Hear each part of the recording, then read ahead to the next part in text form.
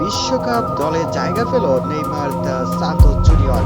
ছিটকে গেলেন Estevao Willian, দলে ফিরল লুইস এনরিকে। দর্শক, বিস্তারিত থাকছে রিপোর্টের বাকি অংশে। প্রিয় দর্শক, শুরু হয়ে গেছে বিশ্বকাপ ফুটবল আসরের উন্মাদনা।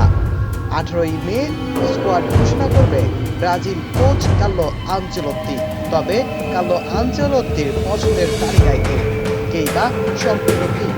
দর্শক, এস্তেভাও উইলিয়ান চেলসি এই স্ট্রাইকার এখন ইনজুরিতে, প্রায় তার বিশ্বকাপ শেষের অগ্রভাগে। অন্যদিকে লুইস এনরিকে তার সেরা পর্বে।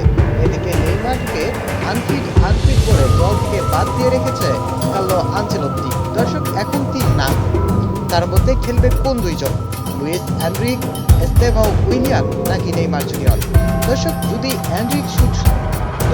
লুইস এনরিক ভালো পারফরমেন্স করে তাহলে তাকে দলে রাখবে, কেননা এনরিক এখানকার মধ্যে সবচাইতে বেশি ফিট। এছাড়াও নেইমার জুনিয়র তার পারফরমেন্স উন্নতির দিকে, কিন্তু এখন মূল প্রশ্ন এস্তেভাও উইলিয়ানকে নিয়ে। এস্তেভাও উইলিয়ান খানিকটা ইনজুরিতে রয়েছে, তার পায়ের উরুতে ইনজুরি। তো এস্তেভাও উইলিয়ানের উপর নির্ভর করছে লুইস এনরিক নাকি নেইমার জুনিয়র কে খেলবে।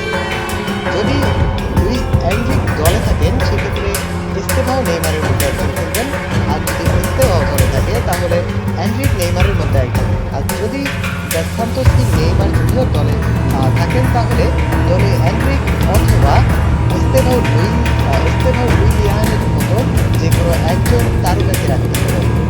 তবে এনরিকের চাইতে এবং নেইমার জুনিয়রের চাইতে বর্তমানে সবচাইতে বেশি ফর্মে রয়েছেন এস্তেভাও উইলিয়ান। আর এস্তেভাও উইলিয়ানকেই মনে করা হচ্ছে ব্রাজিলের পরবর্তী নেইমার জুনিয়র। প্রিয় দর্শক, আপনার কি মনে হয় দলে এনরিক, নেইমার, এস্তেভাওয়ের মধ্যে কে জায়গা করে নিবে? কোন দুইজন জায়গা করে নিবে? অবশ্যই জানাবেন কমেন্ট করে। ধন্যবাদ।